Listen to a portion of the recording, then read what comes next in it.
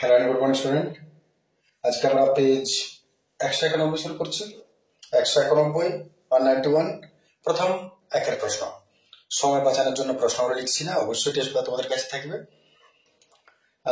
একটি দ্বিঘাত সমীকরণে চলের সর্বোচ্চ ঘাত কত? দ্বিঘাত সমীকরণে চলের সর্বোচ্চ ঘাত 2 হয়, কারণ আমরা দ্বিঘাত সমীকরণে যদি ইকুয়েশনটা লক্ষ্য করি ax square plus bx plus c সমান 0, তাহলে সর্বোচ্চ ঘাত 2 হয়। বাকি যাই থাকে না, যদি 4ও থাকে মনে করো, সেটাও কিন্তু স্কোয়ার স্কোয়ার হয়ে যায়, মোট কথা 2 হয়ে যায়। তাহলে সর্বোচ্চ ঘাত হচ্ছে 2। তার মানে একের অপশন হচ্ছে বি এরটা 2। 2 নম্বর, কোন মূলধন একটি নির্দিষ্ট সরল সুদের হারে 20 বছরে দ্বিগুণ হয়, ওই একই সুদের হারে ওই মূলধন 3 গুণ হবে কত বছরে? তাহলে কোন মূলধন, ধরে নেই প্রিন্সিপাল x টাকা, 20 বছরে দ্বিগুণ হয়, সময় হচ্ছে 20 বছর, দ্বিগুণ হচ্ছে মানে সুদ আসল দ্বিগুণ হচ্ছে, ঠিক আছে? তাহলে সুদটা কত? ফর্মুলা a মাইনাস p, তারপরে 2x মাইনাস x টাকা সুদ। এবারে দেখো এর মধ্যে রেট অফ ইন্টারেস্টটা দেওয়া নেই, তাহলে আমরা এখান থেকে আরটা বার করে নিই। আর হয়ে গেল i into 100 by p into t। i হয়ে গেল x ইন্টু 100, p হয়ে গেল x ইন্টু t হয়ে গেল 20, x গেল 20 রেট অফ ইন্টারেস্ট হলো 5%। এবার দ্বিতীয় ক্ষেত্রে যেটা বলছে সেটা কিন্তু এইখান থেকে শুরু হবে। বলছে ওই একই সরল সুদের হারে ওই মূলধন 3 গুণ হবে কত দিনে? তাহলে ওই রেট অফ ইন্টারেস্টে দ্বিতীয় ক্ষেত্রে আর হচ্ছে ওইটাই ওই মূলধন, তার মানে x টাকা কত বছরে 3 গুণ হবে, মানে 3x টাকা হবে। তাহলে এর সুদ বার করো, কত হচ্ছে a মাইনাস p, 2x টাকা। সময়টা বার করতে বলেছে, তাহলে সময়ের formula i into 100 p into r, i কত 2x, 100, p কত x, আর কত এবারে 5% জানো, কাটাকাটি করে দিই। 5 20 20 দুগুণে 40 বছর, 40 বছর জীবন পেরিয়ে যাবে। তার মানে অপশন হয়ে গেল তোমার সি। আশা করি বুঝতে পারছো। 3 প্রশ্ন আসছে। 3 প্রশ্ন কি বলেছে? দুটি ঘনকের আয়তন অনুপাত 1:27, ঘনক দুটির সমগ্রতলের ক্ষেত্রফল অনুপাত কত হবে? তাহলে দুটি ঘনকের আয়তন অনুপাত 1:27, দুটি ঘনকের আয়তনের অনুপাত, মনে করো v1 v2 আয়তন, এর অনুপাত হচ্ছে 1:27। এবার ঘনকের আয়তনের ফর্মুলা বাহু কিউব, তার মানে বাহু কিউব ইস্টু বাহু কিউব 1:27, ইস্টু মানে বাই। আচ্ছা বাহুকে যদি আমি x ধরে নিই, তার মানে x cube is to x cube সমান 1:27। এবারে দুটোই তো একই নাম দেওয়া যাবে না, একই নয়, তাহলে এটাকে 1 দিয়ে দিলাম, এটাকে 2 দিয়ে দিলাম, বাহু মনে করো x। তাহলে x1 cube by x2 cube সমান কত হচ্ছে 1/27। এবারে দেখো কিউবটা যদি আমি ট্রান্সফার করি, বা ট্রান্সফার করার দরকার নেই, কিউব সরাবার উপায় কি? এটা যদি কিউব আছে xi বাই x2, এটা যদি হোল কিউব আছে, এটাকেও হোল কিউব করে দাও, একের কত হবে? এটা 3 হবে। তাতে কি হবে? কিউব কিউব কেটে যাবে। এতে তুমি কি পাচ্ছ? x1 by x2 is equal two 1:3। সহজ কথায় যদি এমসি কিউবে, নাহলে তো তুমি যদি এত x1 কত হবে, এত x1 হচ্ছে 1 আর x2 হচ্ছে 3, এভাবে লেখাটা ভুল কিন্তু, কারণ তোমাকে ধ্রুবক গুণ করতে হবে যখন তুমি কোনো অনুপাত আলাদা করবে। কিন্তু যেহেতু এমসিকিউ এর প্রশ্ন, সেক্ষেত্রে অতটা লেখার দরকার নেই। তাহলে এটা 1, এটা 3 হলো। এবার তোমাকে কি বার করতে বলেছে?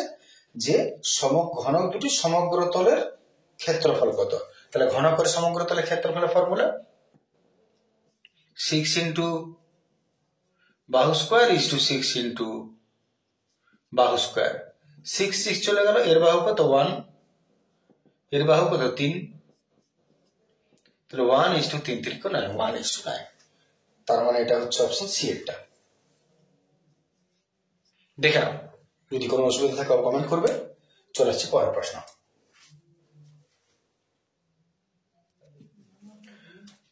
চলে আসছে চারের প্রশ্ন। চারের প্রশ্ন কি বলছে? বলছে 2a is equal to 3b is equal to 4c হলে a is to b is to c এর মান কত? তাহলে কি করে অনুপাত বার করবে? এটাকে সমান কে ধরে নাও, প্রথমে ধরলাম কে, তার মানে 2a সমানও কে, 3b সমানও কে, 4c সমানও কে, অতএব a সমান k বাই 2, b সমান k বাই 3, c সমান k বাই 4। এবার প্রশ্নটা তোমাকে বলেছে a is to b is to c এর মান, তার মানে k by 2 is to k by 3 is to k by 4 এর মান বসিয়ে দিলাম। কে তো কেটে গেল, তোমার হাতে রইল 1/2, 1/3, 1/4। এত লেখার দরকার নেই, কিন্তু বোঝার জন্য এখন লিখতেই হবে। এইবারে শুধু ভগ্নাংশটাকে পূর্ণ সংখ্যা করে দাও। কি করে করবে? নিচের ঘরে লসাগু করে যা হচ্ছে সবার সঙ্গে গুণ করে দাও। 2, 3, 4 যদি আমি লসাগু করি, 3 × 6 = 12, লসাগু কত হচ্ছে 12, সবার সঙ্গে 12 গুণ করে দাও। এর সঙ্গে 12, এর সঙ্গে 12, এর সঙ্গে 12, 2 × 6 = 12, 3 × 4 = 12, 4 × 3 = 12, যা হলো এটাই উত্তর। তো আমরা দেখে নাও কত নম্বর অপশন, এটা হচ্ছে 4, 6, 4, 3 ডি এর অপশন। ক্লিয়ার? চলে আসছে 5-এর প্রশ্ন। 5-এর প্রশ্ন বলছে ও কেন্দ্রীয় বৃত্তের এবি ব্যাস। আচ্ছা, একটা ছবি আঁকা যাক। ও কেন্দ্রীয় বৃত্তের এবি ব্যাস, এটা মনে করো ও কেন্দ্রীয় বৃত্ত, এবি ব্যাস। আরো এগোনো যাক। এবিসিডি বৃত্তস্থ চতুর্ভুজ, এবিসিডি বলেছে, তাহলে এবিসিডি তার মানে উপর দিকে হবে। মনে করো এটা এবিসিডি বৃত্তস্থ চতুর্ভুজ। এডিসি 120 ডিগ্রি, এডিসি এটা হচ্ছে 120 ডিগ্রি। বিএসি কত? বিএসি এই কোণটা, বিএসি এই কোণটা কত? তাহলে তুমি এখান থেকে এখানে কি করে পৌঁছাবে? সহজ প্রশ্ন বটে। প্রথমত যখনই কোনো বৃত্তস্থ চতুর্ভুজের ব্যাসের কথা বলবে না, যখন তুমি দেখবে ব্যাসের কথা বলেছে কিন্তু এবিটা ব্যাস, তার মানে আর তার সঙ্গে যদি কোনো কোণ ওঠে তাহলে বুঝবে এটা 90 ডিগ্রি দরকার পড়ছে। প্রথমত আমরা জানি অর্ধবৃত্তস্থ কোণ সমকোণ হয়, তাহলে যখনই ব্যাস বললো তার মানে এটা অর্ধবৃত্ত, আর অর্ধবৃত্তস্থ কোণ সমকোণ, তাহলে এই কোণটা কত? এইটা 90 ডিগ্রি হতে বাধ্য। দেখো আমি একবার বুঝিনি তারপর লিখছি। এইটা 120 আছে, এই কোণটা 90 হবে। এই কোণটা বার করতে বলেছে, তার মানে এই ত্রিভুজের এই কোণটা বার করতে বলেছে। বাকি দুটো কোণের মান যদি জানতে পারো এটা তুমি ইজিলি পেয়ে যাবে। তুমি কি করে জানবে? এটা হয়ে গেল অর্ধবৃত্তস্থ কোণ, মানে 90 ডিগ্রি। আর যে কোনো বৃত্তস্থ চতুর্ভুজের বিপরীত কোণগুলির যোগফল সবসময় 180 হয়। এই কোণটা প্লাস এই কোণটা 180, এই কোণটা প্লাস এই কোণটা 180 হতে বাধ্য। তাহলে 180-র মধ্যে যদি 120 হয়ে যায় তাহলে এই হলো 60। ক্লিয়ার? আর যেহেতু এটা অর্ধবৃত্তস্থ কোণ তো এটা 90, তাহলে 60 আর 90 বাদ বাকিটা 180 থেকে বিয়োগ করে দিলে পেয়ে যাবে ওটা। ঠিক আছে? পরীক্ষাতে লিখতে হবে না কিছু, সঙ্গে সঙ্গে তুমি নিজের মাথায় ক্যালকুলেট করে লিখে দিবে। এখানে আপাতত প্র্যাকটিসের জন্য লিখতে হবে। তাহলে আমি বিষয়টা আসি। যেহেতু কোণ এ সিবি অর্ধবৃত্তস্থ কোণ, অতএব কোণ এসিবি 90 ডিগ্রি, অর্ধবৃত্তস্থ কোণ সমকোণ হয়। এটা একটা হয়ে গেল। আবার কোণ ডি প্লাস কোণ বি, ডি আর বি 180, কেন? যেহেতু বৃত্তস্থ চতুর্ভুজ, বৃত্তস্থ চতুর্ভুজ। তাহলে কি পেলে? যদি এই দুটো গুলো 120 হয়, এত কোণ বি কত হবে?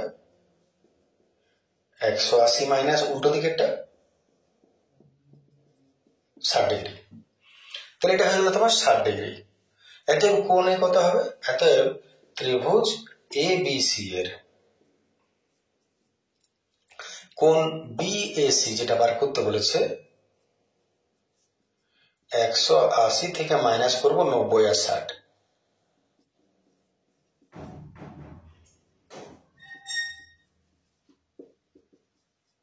30 ডিগ্রি, 30 ডিগ্রি হয়ে গেল আমাদের কোণ বিএসি। এটাই চেয়েছিল। তার মানে দেখে নাও কত নম্বর অপশন হচ্ছে। যদি বুঝতে অসুবিধা হয় নিশ্চয়ই কমেন্ট করবে। সি একটা হচ্ছে 30 ডিগ্রি, সি। আচ্ছা 4 নম্বরটা এটা একটা মুছে নিই।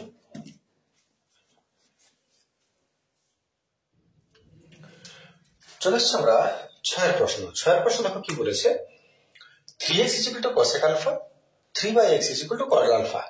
আর প্রশ্নের মান বার করতে বলেছে। এটা সবার আগে তুমি বৈশিষ্ট্যগুলো একটা চেক করে নাও।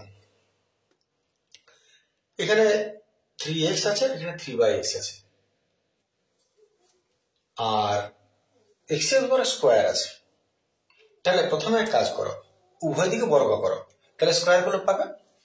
তাহলে এদিকে যদি বর্গ করি তাহলে এটা ডাইরেক্ট করছি, 3 3 9x² হয়ে যাবে, আর এটা হয়ে যাবে cosec স্কোয়ার আলফা। ঠিক আছে না? আর এদিকেও যদি আমি স্কোয়ার করি 3 3 9/x² হয়ে যাবে, এটা হয়ে যাবে cot স্কোয়ার আলফা। এটাকে আমি 1 নম্বর ইকুয়েশন, এটাকে আমি 2 নম্বর ইকুয়েশন দিলাম। এবার তুমি লক্ষ্য করো x² আছে, 9টা তুমি পরে দেখছো, x² দুটোর মাঝখানে মাইনাস আছে। তাহলে আমি 1 আর 2 নম্বর ইকুয়েশনকে মাইনাস করে দিই, 1 2 বিয়োগ করিয়া পাই। তার মানে এটা মাইনাস এটা সমান এটা মাইনাস এটা। তাহলে আমি কি পাচ্ছি, 9x² মাইনাস 9/x², আর এদিকে cosec square alpha minus cot square alpha. এবার এখান থেকে দুটোই যেহেতু 9 উপরে আছে, তাই দুটো 9কে টেনে হিঁচড়ে বার করে দিতে পারো। পড়ে রইলে এখানে x² মাইনাস 1/x², আর cosec square theta minus cot square theta 1 হয়। এবার প্রশ্ন বেরাও, এর সঙ্গে এটা মিলতে বাকি কতটা আছে? এটা মিলে গেছে, এটা 3 আছে, এখানে 9 আছে। তাহলে 9টাকে তুমি ভেঙে দাও, 3 3 9 হয়। 9কে 3 3 9 লিখতেই পারি, কারো কিছু বলার নাই। আর একটা 3কে পরের লাইনে তুমি ট্রান্সফার করে নিচে নামিয়ে দিতে পারো, কারো কিছু বলার নেই। তার মানে এটার মান কত হলো, 1/3। ক্লিয়ার? ছোট্ট অঙ্ক ছিল।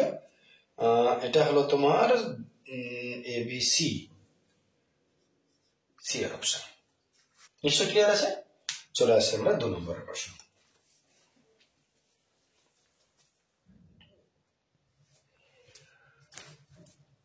চলে আসছে 2 এর প্রথম প্রশ্ন।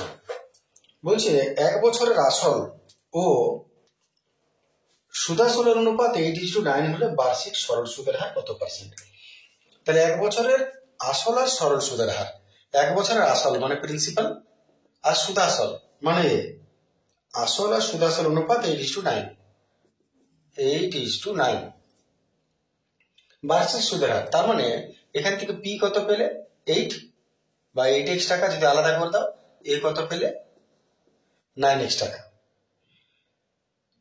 1 বছর সময় বলে দিয়েছে, 1 বছর। এ যদি জানো তাহলে আই পেয়ে যাবে, a minus P, 9x minus x টাকা। সুদের হার কত হবে? এটা আর এর ফর্মুলা বসাও, i × 100/p × t। i হয়ে গেল x, p হয়ে গেল 8x, t হয়ে গেল বাস 4 25 100, 25 2 12 12.5, বাস। আর এত পার্সেন্ট শূন্য স্থানে হবে, গোল্লা স্থানে 12.5%। 2 নম্বর দেখো, একটা বৃত্তাকার ক্ষেত্রের বৃত্তকলা হলো বৃত্তচাপ ও দুটি ড্যাশের দ্বারা সীমাবদ্ধ অঞ্চল। একটা বৃত্তাকার ক্ষেত্রের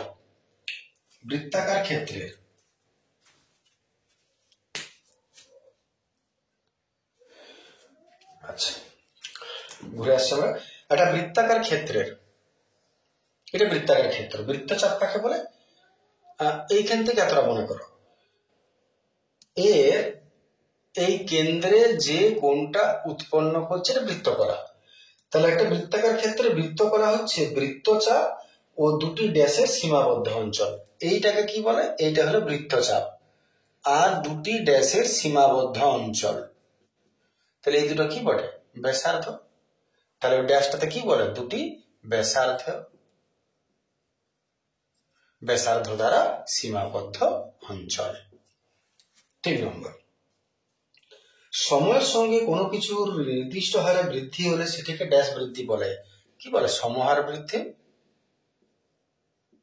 আর যদি সময়ের সঙ্গে নির্দিষ্ট হারে হ্রাস পায়, সমহার হ্রাস। √3 - 2 এর অনুবন্ধীকরণে কি হবে? অনুবন্ধীকরণে যদি করতে হয় তাহলে যেটা রুট সম্বলিত রাশি সেটাকে সাইনটা চেঞ্জ করে দিবে, তাহলেই হলো। তাহলে √3 - 2 এর অনুবন্ধীকরণে যেটা রুট আছে তার সাইনটাকে মাইনাস করে দাও, তাহলেই হলো। 5 একটি এক মুখ কাটা পেন্সিলের আকার, এক মুখ কাটা পেন্সিল, তার মানে কেমন হয় এরকম, এর আকারটা কেমন হবে? শঙ্কু আর ড্যাশের সমন্বয়, এটা শঙ্কু আর এটা কি বলে, লম্ব বৃত্তাকার চঙ্গ। তাহলে শঙ্কু ও চঙ্গের সমন্বয়। 6 যৌগিক গড় মধ্যমা শঙ্কু গড় মান হলো ড্যাশ প্রবণতার, কেন্দ্রীয় প্রবণতার। এটা মুখস্থ করে নেবে, এটা অনেকবার পরীক্ষায় থাকে, অনেকবার পাবে টেস্ট পেপার। চলে আসি আমরা সত্য মিথ্যা।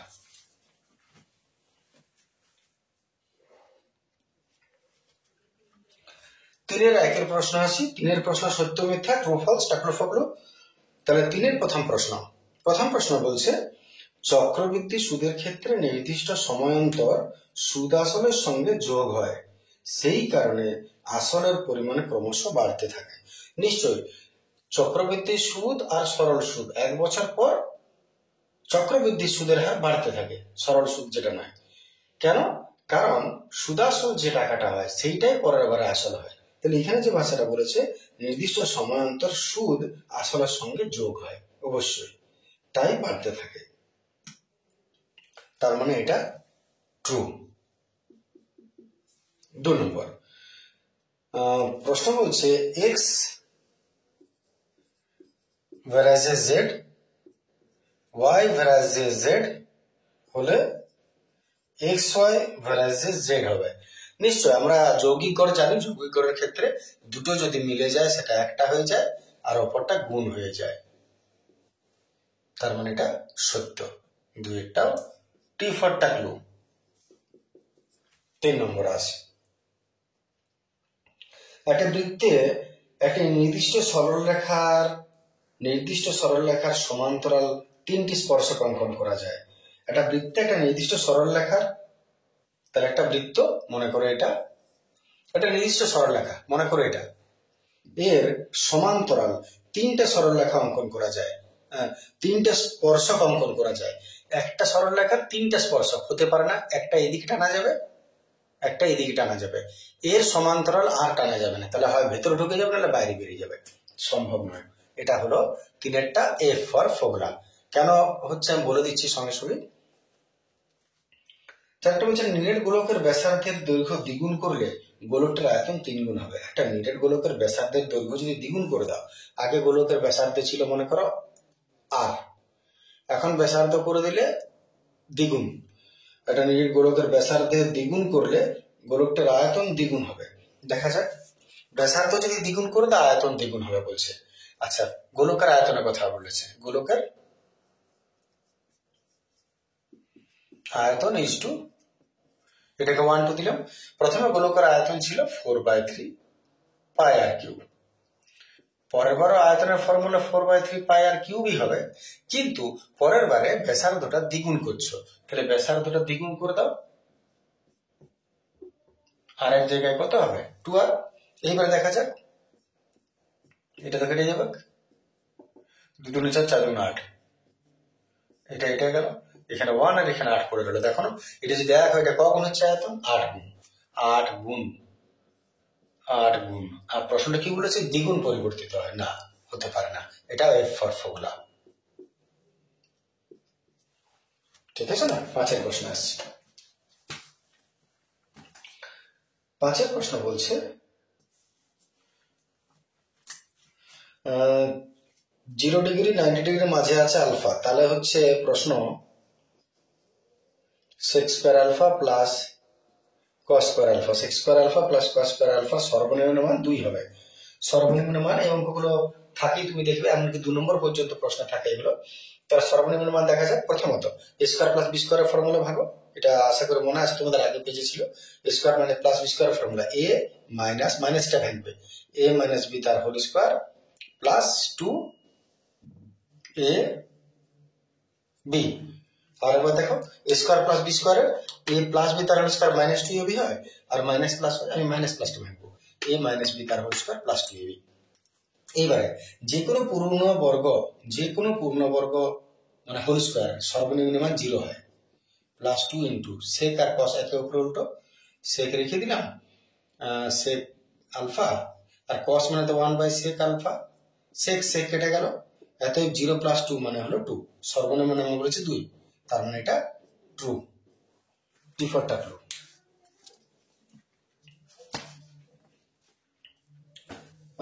আরেকটা আছে শেষ, আশা করি দেখতে পাওয়া যাচ্ছে পরিষ্কার। আর একটা শেষ 6 প্রশ্ন বলছে 2 3 9 10 9 3 9 এর সংখ্যাগুরু মান 10। সংখ্যাগুরু মান কাকে বলে? যে সব থেকে সংখ্যায় বেশি থাকে। সংখ্যায় বেশি কি আছে? 1 2 3 9 আছে সব থেকে বেশি, 10 নয়। তাহলে সংখ্যাগুরু মান এটা কখনো 10 হবে না, বরং কি হবে, এটা 9 হতো। তাহলে এটাও এফ ফর ফর্মুলা। তাহলে 1 2 3 এর ভিডিওগুলো এটা রেখে দিচ্ছি আজকে, এখন নেক্সট ভিডিও তারপরে। আজকে এতটাই থাক, থ্যাংক ইউ, গুড ডে।